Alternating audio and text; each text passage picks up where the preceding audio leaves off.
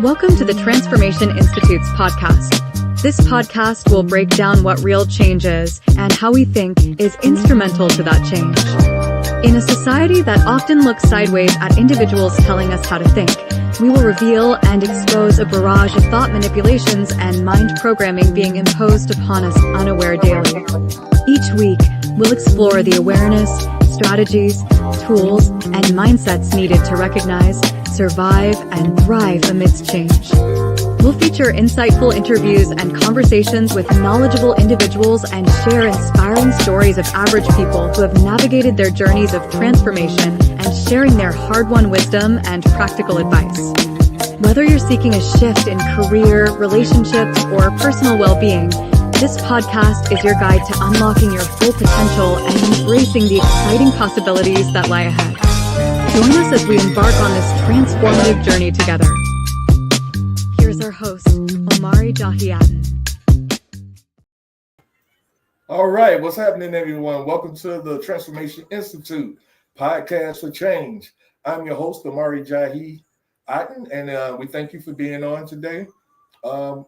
Last week we had a very interesting show. I brought a guest on. Well, just for clarity's sake, there was a guy. I took a class. I put it like that. And the guy that the instructor of the class was supposed to be the one that came on last week, but he sent one of his students, and the guy wasn't very informative and very communicative about the process. But nevertheless, we're going to embark on just having a discussion today about unresolved emotional pain. First, I want to introduce my co-hosts. I have three co-hosts. First, put your hands together and welcome to the podcast, Miss Brenda Robinson. Put your hands together. Hi, hey. Yeah. Looks like I'm the only one here. Yeah, I see. The other people seem like they might be kind of late or something like that, but I mean that's cool. Oh, We're gonna roll with it, and then if they come on, we'll bring them on or whatever, And but, if they don't, I guess we'll have some emotional pain over it. I guess I don't know. we'll have a conversation on being emotional, and being in pain. I guess I don't know, but so I know last week I brought the guy on. I can't even Nano. I can't even remember. Yeah, I think so. But the guy didn't really know that much about what he was talking about. But unresolved. Now I'm gonna tell you why I was so gung ho about this topic and bringing that guy on. It's because I believe that there are a lot of people.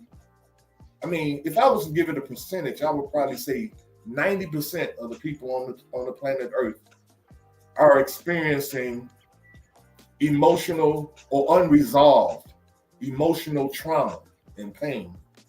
Okay. Because when we go through stuff, I mean, when you're in a car accident, it's already traumatic, but we're not. I don't think we are aware that trauma carries over with us throughout our life. I even found out that my mother, when she was a young woman, teen, I don't know if she's a teenager or a young adult, but she got bit by a dog. Mm. And do you know that I had a fear of dogs for a long time, but I didn't know why. I never got bit by a dog, anything, but the dog don't even have to bark at me or nothing. I was terrified, just a dog walking down the street. So I'm believing that was carried over, you know what I'm saying, from my mother to me. Oh, so you think that the emotional pain can transcend like that too? Yes. To your children, especially if you're experiencing it while you're pregnant. A pregnant mother experiencing trauma or something like that. I believe that is carried over. What do you think? Tell me some of your thoughts on this. I don't know. I mean, was your mother pregnant with you when she got bit or no? I don't think so. No, she was a young adult. I think she was. Okay, so Yeah. I'm not sure. I'm not sure. I'm not sure unless even if did she talk about it? Did you know that as a child that she had gotten bit by a dog? No, I didn't find out, and my brother told me. Okay, You know, so my brother yeah, said he I'm told me, not sure. and he told me because I was telling him we were talking, and I was talking to him about how I had this fear for dogs, but I overcame it because I kept forcing myself, not Okay. to run. And the more I did it over and over, the first time I was terrified, Okay. and I believe that's a part of the cure. I'm thinking this is in my head that Okay. once you face something, the first time you face it, it's going to be almost like traumatic, super traumatic, But the more you face it over and over again, and I think this is what therapy is about. Okay, I was just thinking that. I was just Yeah, thinking that. the more you talk about it and react a thing that terrifies you or traumatize you in some way, the more it loses the force that it has on your life. Okay. You know? Okay. Yeah, because So I think a lot of people don't talk about their pain. But when we talk about emotional, when we say the word emotional, this is just my opinion. I don't think that men, I think they feel like the word emotional is for ladies. like men, I don't, this is just me. This is nothing I've ever read or anything, but it doesn't seem to me like men, they always say women are emotional, like men not emotional. We know that there are some emotional men, but overall, really, men kind of have a macho, I'm a man kind of thing. Emotional is not, I mean, if now women would say they would love to see a man cry. Sometimes, they might want to see a man cry, like they'll show some that he has some, but let him cry a whole lot. Let him cry a whole lot. No, yeah, then they're like, you wussy. Right. So when we say emotional pain, that just means different emotions, right? That's not like crybaby pain, like we are always crying from it. That's just something. I mean, can you kind of explain or define the emotional pain? Can you give me an example? Okay. It's like someone calls you on the phone. No, I'll give you different. Oh no, I don't want to use that one. See, the man can't find no emotional pain. No, I can. But the example I was going to use was too close to you. Okay. All right. I don't want to use that example because I know certain things about what you're going through. You know what I'm saying? Okay. So I want to use that one. But let's say let's say you have a dog that you grew up with. Okay. And every day you walk the dog, this and another. The dog, some kind of way, got off the leash and ran into the street and got hit by a car and died. Wow! Did you not know that that's real close to me recently? No, I didn't know. Yeah, my daughter was taking her sister's dog to the vet. No, to get cleaned. The dog jumped out the car. Oh, wow. While they were at a stoplight and got hit by a car and died. Damn. So yeah. we so in sync that you know that already. Yeah. There's no way I could know that. Okay, so then I'm getting it because I went over there when I got over to the house and her husband told me that had just happened and she was in the house when I got in there. Oh yeah, she was a wreck. She was a wreck, right? Yeah. Now, over time, she's gonna learn how to live with those feelings and pretend like everything is okay. You see what I'm saying? But it really ain't. She still, if she see a dog that looks like that, all that stuff come back. It's like we was talking about being triggered. Okay. You know what I'm saying? And then she'll all of a sudden break into a depression and won't nobody know. You know, you'll be able to tell she's depressed.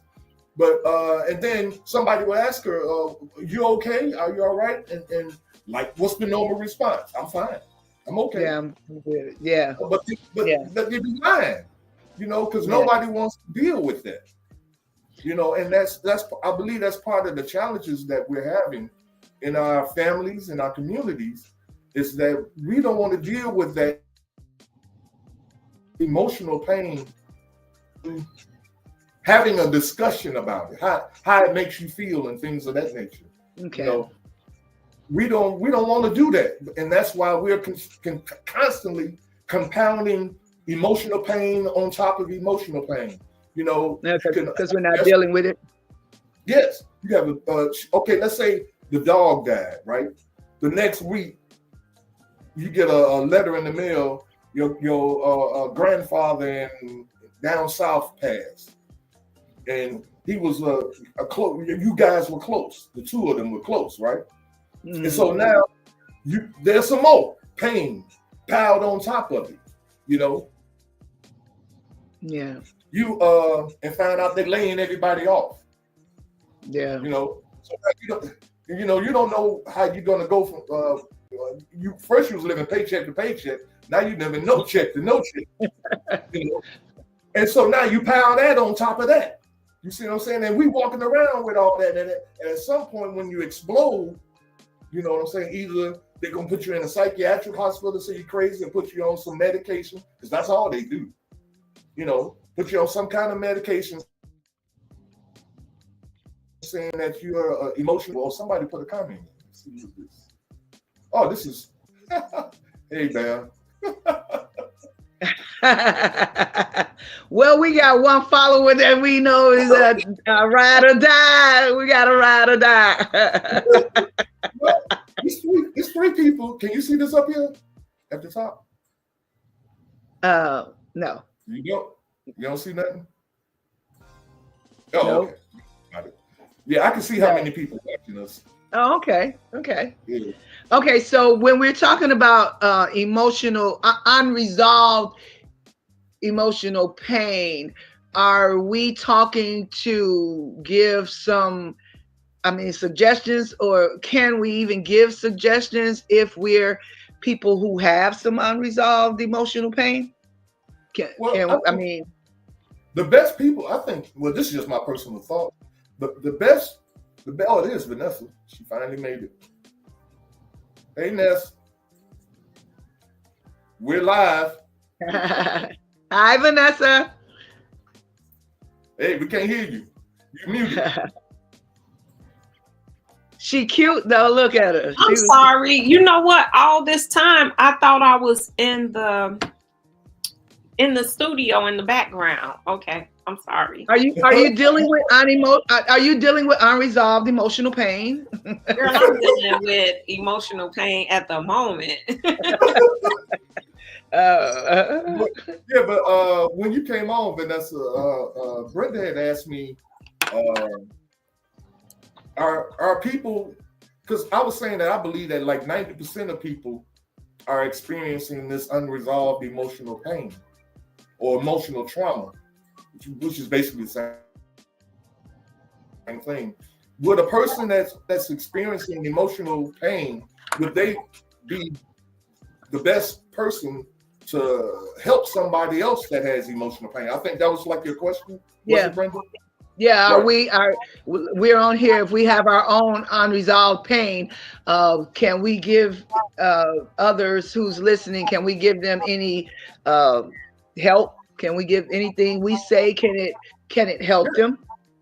I think people that realize, see, I think this is the key thing to this. Once you can recognize, it's almost like a drug addict or alcoholic. When they can accept that they are an alcoholic and they are a drug addict, then they can begin to get help. You know, because I realize I have a problem, right?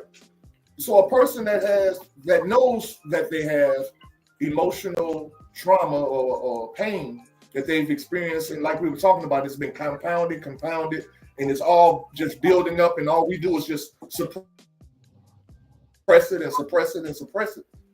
And then I think before you came on, Vanessa, we were talking about a person that their childhood dog that grew up with them. I heard it. How that, Oh, she said she heard that. Okay. Oh, she did hear it? Yeah, I was on the live. She was in the back room. I was in the background. I didn't realize I hadn't entered the studio. Oh, okay, got you. So, go ahead. So in answer to your question, I actually do believe that someone who is going through something could possibly help someone else. And it's almost kind of like, you hear the saying, help me help you. Because I'm telling you what I'm going through and listening to what you're going through, we're kind of helping each other because one, we're a listening ear for one another. Two, I may be able to see something about your situation that you don't, and vice versa. So, you're feeding into me and I'm feeding into you as well. Okay. And if you can talk to someone who has all that experience about something, then that makes it even better. And it's almost like, I think you were saying, Tyrone, about like a crackhead or whatever. Yeah, a drug addict or alcoholic, yeah. Right. So a drug addict most definitely could help another one. And if you ever see people who go to drug counseling, they usually are helped by ex-drug addicts. Yes. And it's because I know what you're going through. I've been here. I've been on this roller coaster. I know what you're about to go through. I know where you've been. I know I can help, make you feel like the future will be positive because I can tell you, look, this is my story. This is where I was, where I was. This is where I am now. This is where I hope to be. So sometimes we learn from others. So sometimes when people are saying, you can't help me, you're no better than I am. Sometimes that's the wrong attitude because yes, I can. I know that I was in a mess. So therefore I can see your mess and I can help you get out that mess and maybe we can keep falling into the mess again together. Yeah, again, I agree 100%. The thing is the how. And I think Brenda was kind of asking that too. How can we help one another with this? Welcome, William. Hi, Will. Hi, Will. Is he stuck? Look like he's stuck. Yeah. Oh, you muted, Will. You muted. Let me see if I can unmute you. Another going with unresolved emotional pain. No, all this pain on this podcast. Let's see. Did he unmute? Yeah, there you go, Will. Say something. Oh, wow. Lord. The devil is always busy. Hey. Okay, so I guess we can continue. So some of those people, though, like say the drug addict, they can help people, but do you know that sometimes, do you believe that sometimes they fall back too? They go back, Of course. Yeah. I mean, I think failure is a part of success. And this is just my belief because I kind of study stuff like this. Because we've been led to believe that everything is just a straight line. Everything is straight, and if you're trying to do something, there's a point where you start at, and then there's a point where you're in the middle of it, and there's a point that you're in, but it's all straight, but I believe that there's ups and downs in life. Right. Yeah. And so, at some point you're going to be pretty cool. You're going to be up and everything, I'm not saying that everybody's bipolar or anything like that, because I understand that is too. But, you're going to be up, then you're going to be down. Things going to be going well for you, then things aren't going to be going well for you. The thing is how do we respond in both situations? When things are going good, how are you? What is your personality like? Are you arrogant and boisterous? You know, oh, I got my PPP, you know, and I got my check, and shoot, I just bought a car and I did all that. And then when everything ain't happening like it's supposed to be happening, or you want it to be happening, you know, then you might discover that wait a minute, what is that? Oh, that's your line. Then you might discover that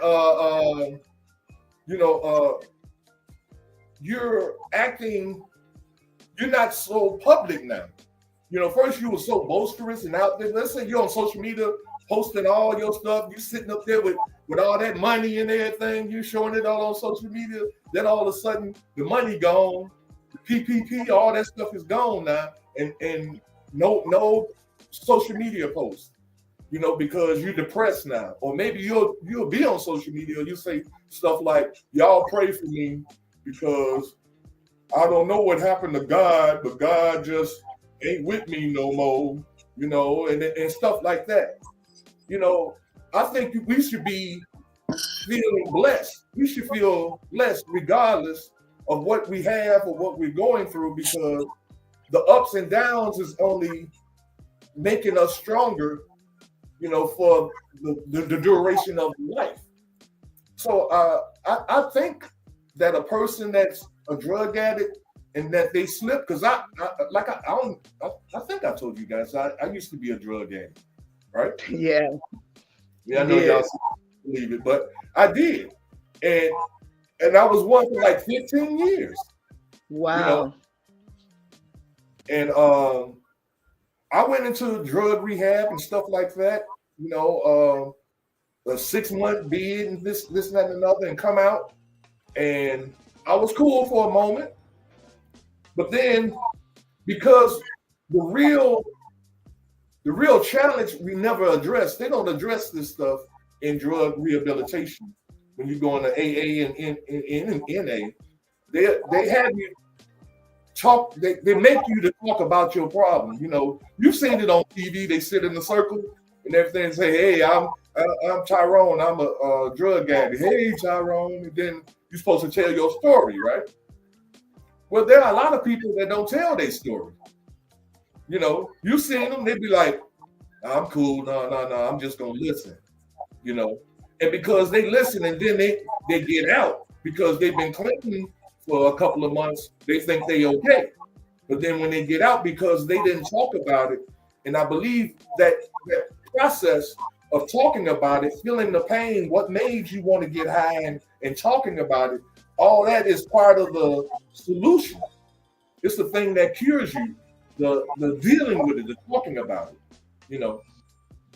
So that goes back to like last week with therapy, right? I mean, that for those at NA or whatever, AA, though they're in a group, that's like a group therapy, right? Kind of, exactly. I mean, and so they're talking about it. So can a person say that when we talk, like we talk, when we get off of here, we chat a little bit and we kind of say things to each other and support each other? Can we then think that we don't need like professional therapy because we talk to our friends? Well, to be honest with you, to me, professional therapy is not what it was created for. Just like the medical profession, it's not what it was created for. I believe both of those professions were created to help people. And I believe now it has morphed into institutions that in the name of helping people, drain people's bank accounts. You know, it's all about money. You know what I'm saying? If you ain't got no money, if you ain't got no insurance, this, that, and another, I can't help you. You know. No. So I think what I'm in my mind seeing and thinking about is a method by which we can help each other and F them, you know, going to them. If the solution is getting people to talk about the trauma enough to where the trauma is not trauma anymore, then we've got to find a way to get people to talk, you know. So I think that's the solution. And that's what the auditing thing was about that I was trying to bring this guy on to talk about last week. And you remember he said something about you got a role that you got to play. As far as the person that's being audited, he said there's a role that you play. You have to be able to go back and remember what happened and recant it and talk about it step by step. You know, even though it might be painful and hurtful, that's your part in this. And my part as the auditor or the counselor or whatever you want to call it, my role in it is to make sure you stay on task. Because at some point you're going to get emotional and you're going to want to quit. You're going to say, no, I can't do this. I can't do this. And it's my job to say, no, we got to get through this. Start at the beginning. Let's say it again. Tell me again what happened. And this is what the part of I would say the auditing or counseling is about. You don't have to have a license to get people to tell you their problem and what they went through. You don't need a license to do that. It's just a conversation. Go ahead, brother. You want to say something? Yeah, but okay. So I think we're raised, or we're conditioned to think that if I come to you with my unresolved emotional pain, I'm looking for you to do more than make me talk to you. I mean, I know that you can't perform miracles. I'm not, and I'm not talking about you per se, but I know that nobody can really perform miracles. We talked a little last week about God being our source or our help, in the troubling times, which I believe in, but I do also know that he's not coming in our faces and stuff, literally, and he can use people to help with your unresolved things. But I think most people are looking for somebody to give some kind of answer. Like even addicts, when they come, they want somebody to help them, when they're really ready to come, when they're at their wits end, when they done spent all their money and they down and they don't have anything, they got to go back home to wives where they ain't got the money, or gamblers or whatever, right? And when they come in, they're looking for you to give them something that will help them right now to be able to go back home. So I don't know if that'll ever be anything like that, or then again, it could be that somebody could just say one right thing and help heal somebody. I believe that too. I believe somebody could tell a story and somebody get something from that story. Because some addicts come and stop right away. I just spoke to a young man who my aunt passed this week on Tuesday. This young man came from Vegas. He knew her sons when he was little. He lived in Vegas for over 25 years. He came to visit her, saw her. My aunt passed on Tuesday. His mom passed Tuesday night. Oh, wow. So he called me and he said, he heard about her and he said, we're going to get through this. But when he left, my aunt's, he visited her at the hospital. When he left, he told me today that he stopped smoking cigarettes just like that. When he went back to Vegas, he said he didn't smoke another cigarette since. His mom had some form of lung cancer, I think. My aunt had COPD. So some things can, help people right away. It's almost like a reverse trigger or something. You know what I'm saying? Something like what you were saying. Yeah. That the guy, because of what your aunt and his mother experienced and died from, he was like, I got to stop. Right. And he's 60 years old, 60-some years old, and he's been smoking all these years. Yeah. He said he stopped cold turkey. Cold turkey. Vanessa, what's your thoughts? I just wanted to touch on a couple of things you said, Omari. One, the whole thing with the counselors needing to possibly be licensed and everything, and everyone doesn't want to see licensed counselors or something. Nowadays, they've made it so much easier because now you have people that go into life coaching. You don't have to really have a license for that. You can have a certificate, be certified or whatever in it. So the life coaching thing is one way. Sometimes you just find support groups where you're talking amongst each other, and it may be someone overlooking, but they're not really doing much but being a listening ear. And two, as far as people maybe falling back into whatever they were trying to come out of, that happens. But there are cases where people say, hey, I'm not going to do this. I need to change my life. And whatever they need to hold on to keep them on track, they do it. I have two friends also who were former drug addicts, and they found God. They used God to get them through there. And both of them have been going strong ever since. Even when life is down, they go back to God. They go back into the word. So it just depends on what you choose to be your coping mechanism. I think last week we talked about it. I'm the only one on the team that has done counseling. And like I said, for me, it's going to be a lifelong choice because I always get something out of counseling. And I know when I'm at a point where I hit a wall where I just can't seem to get through, those are my signals. Hey, maybe you should go talk to somebody.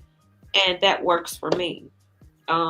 Everybody is different, but I do agree with what you said about the cost of like seeing counselors. And sometimes people who may say, I'm going to do it, they are turned off because of the cost of having sessions. But a lot of therapists do have a sliding scale. So like if you're unemployed or from low income, they'll base it off of whatever you tell them your income is. Because after a while, we see that mental health is a real thing. So now everyone's goal is to try to get somebody help if they can.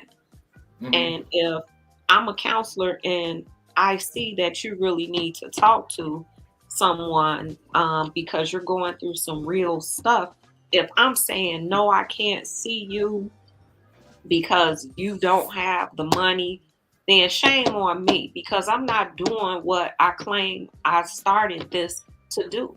Because now I'm working on money versus working to help. And if you go into something, same as doctors, if you go in it to get that check and not go in it to heal someone or save someone's life, then F you, because you are nothing. Like if you're in it for a check and not in it to help, then you're wasting my time and you're wasting a lot of people's time because I don't feel like my health or my well-being is number one priority for you.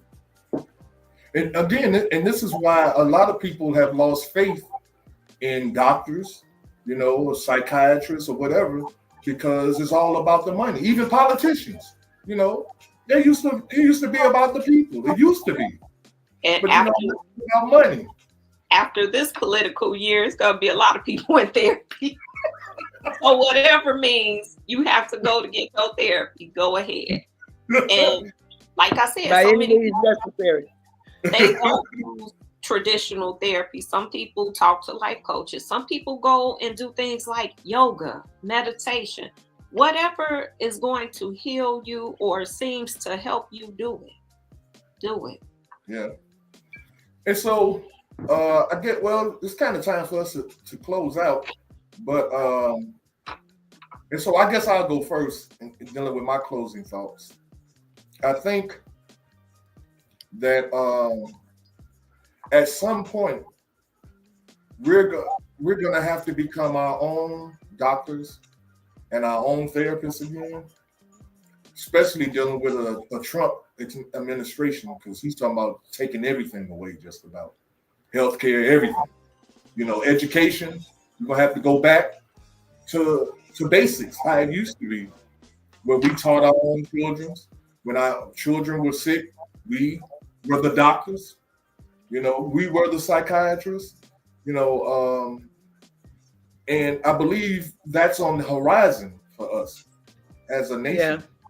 And so I believe that these kind of conversations help.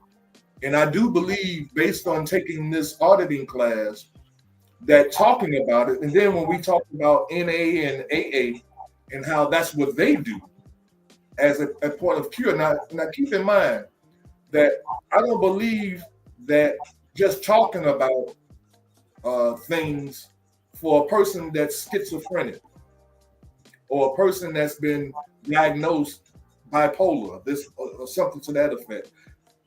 Those people need professional therapy and counseling and things of that nature.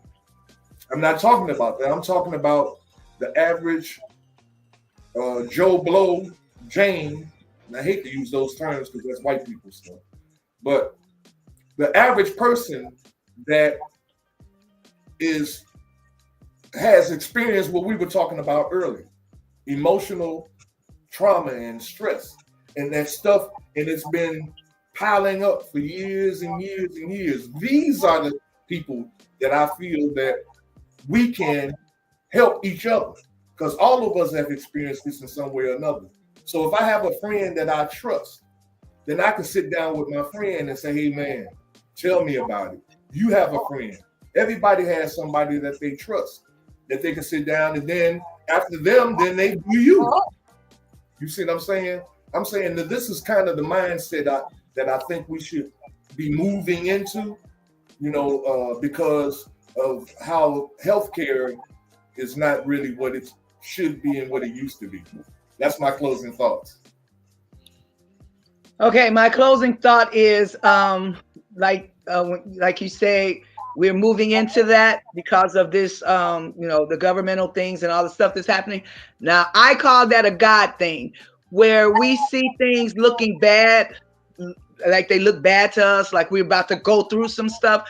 I think that is God moving us into a place to let us know, because we get complacent and think that everything's just going to be, falling in place for us, that we got to do something. And I do agree that and when I say we as Black people in our communities got to do something instead of keep talking about what we're going to do. We got to do something to help each other to be the best we can be, because like you say, if the education is taken away, healthcare is taken away, all the, helping out with things, it would just be ignorant of us to continue in the way we're going. If we can't stop and love each other and bring something back to our communities, then we're kind of a joke too. So that's my closing thought.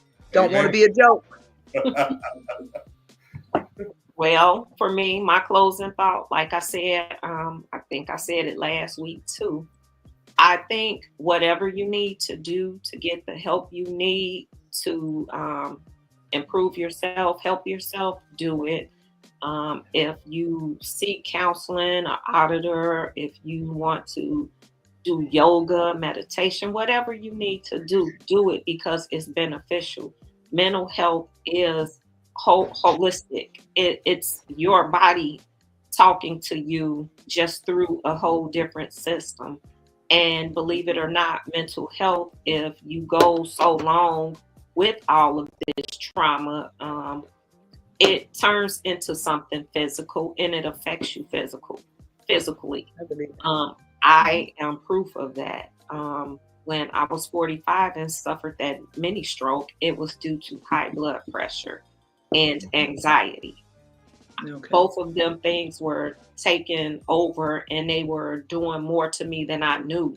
So that was me not taking care of that anxiety and letting it build up and go in and, tag team with my high blood pressure and cause a mini stroke for me. So I can tell you TIAs are no fun.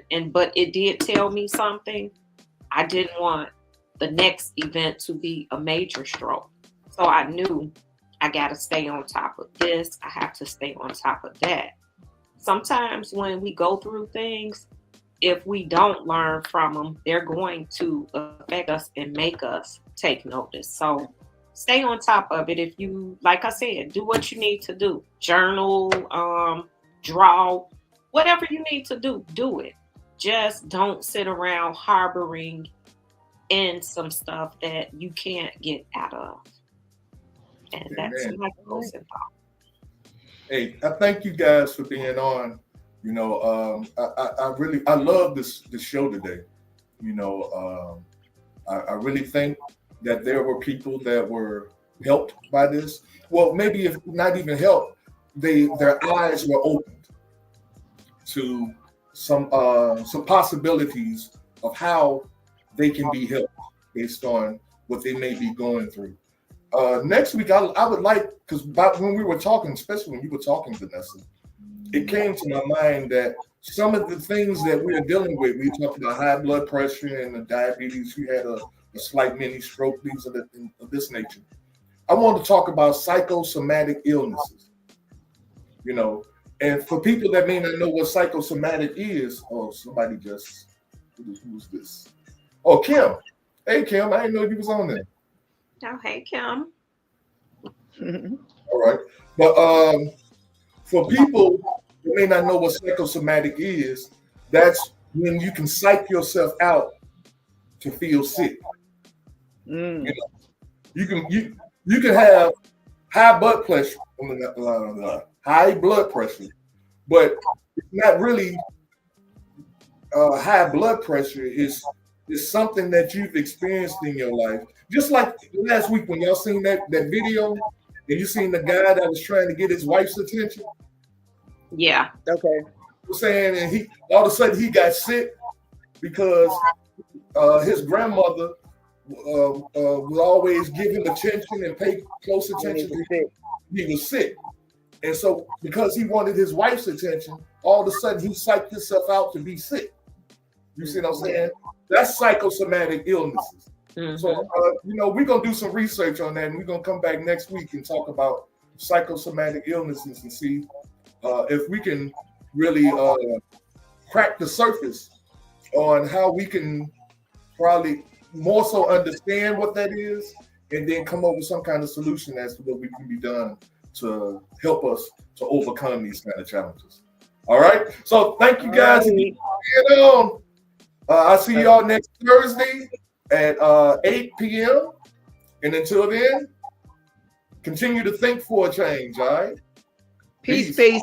We out. Thanks for supporting our podcast. We look forward to seeing you next Saturday. Until then, strive for a peaceful mind. Your activity will reflect that peace,